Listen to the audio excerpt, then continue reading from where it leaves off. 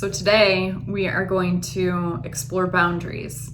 And the first thing that we're going to do is we're going to take an assessment so that you can get a really good idea of what your personal boundaries are like, where you're at with your boundaries.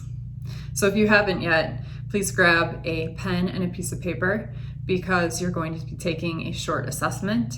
And at the end of the assessment, you're going to have a clear picture of what the current state of your personal boundaries are like. So that said, let's take the boundaries assessment and see where you are at with your personal boundaries. Please mark all of those that apply in each category and then tally them up at the end. So category number 1,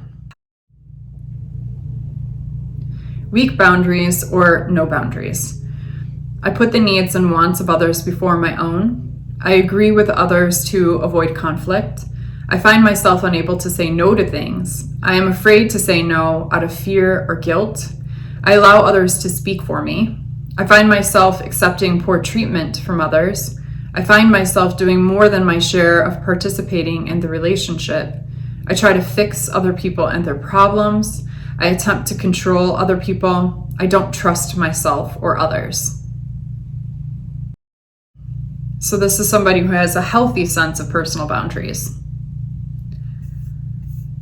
I am able to set personal boundaries that protect my body, my energy, my time, and my other resources without feeling guilty, fearful, or stressed. I can comfortably express my true feelings regardless if they are seen as negative or positive.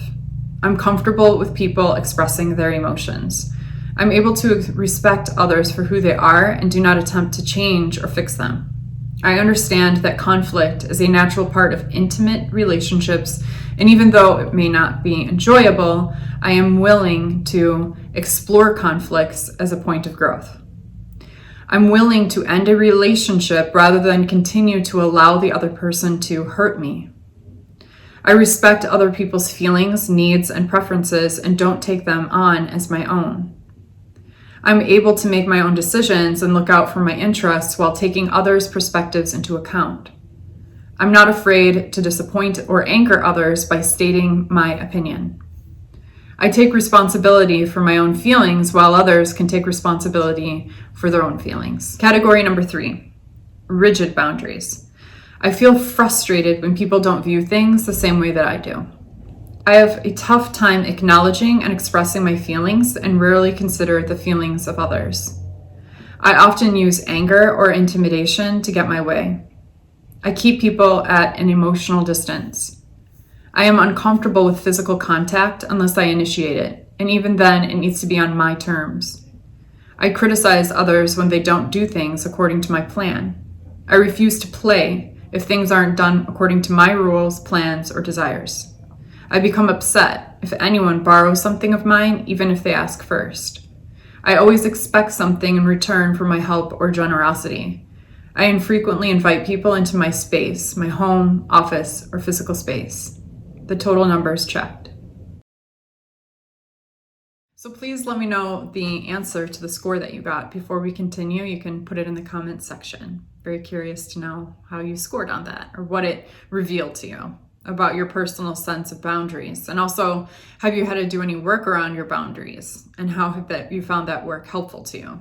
So when you have healthy boundaries, you don't have to pay attention to what your boundaries are as much. You're in a healthy place and you can be rooted in yourself and take responsibility for your own emotions and feelings without being on guard of other people. But when you have unhealthy relationship with your personal boundaries, and you find yourself engaged in relationships that are not fulfilling, demean you, hurt you, or when you find yourself out of relationship and keeping intimacy away for a long period of time, when you find yourself overrun by addictions or behaviors, or you find yourself in relationships where you feel anxious, nervous, and worried frequently, that's a good time to re-examine where you are at with your boundaries. So how do you actually heal your relationship with your boundaries?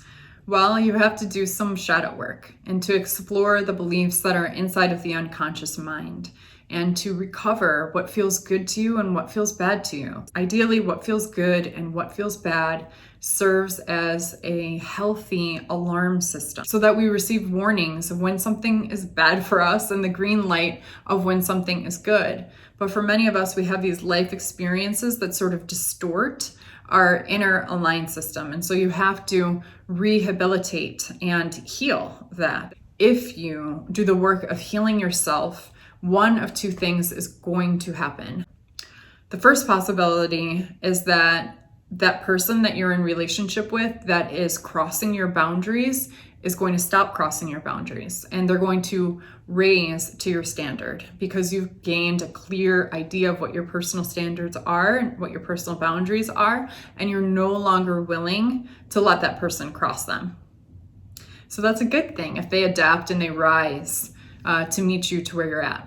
Or the second thing's going to happen, and that's going to be that you're going to just totally lose interest in that person. You're not going to want to engage with them. And it could also happen that they lose interest in engaging with you because you're no longer plugging into each other. The vibrational frequency that drew you two together to play that same scenario out has now changed and shifted. So the attraction is no longer there anymore, and they're going to fall away. So I want to support you in doing this inner work. And I'm inviting you to come to this workshop that I'm holding on April 16th at 2 p.m. Central Time, where we are going to be diving deep into the beliefs that we hold in the unconscious mind. Not only are you going to be exploring what your personal boundaries are and what your needs are, but you're also going to be guided through 4 specific practices that help you to uncover and heal the beliefs that you have in your unconscious mind. These are the beliefs that make us cling to poor boundaries, but not only drive many of our poor behaviors, addictions, and habits that we try to change with our willpower, but continue to creep back into our life, like mindless eating, emotional eating, stress eating, procrastination, sabotage, the attraction to relationships that are not fulfilling to us or are even demeaning to us. The beliefs that we hold in our unconscious mind can have powerful effects on our physical bodies as well, including influencing our digestive systems, flaring, skin disorders, exaggerating autoimmune dysfunction, and many other issues that we are finding more and more to be scientifically validated by studies in psychoimmunology, that there is absolutely a connection between our mental health and our physical health. So I'm so excited to share this workshop with you. You can sign up for it by clicking the link in my bio or the link in the comment box. Thank you so much for your time today. I hope that this information aids you on your path.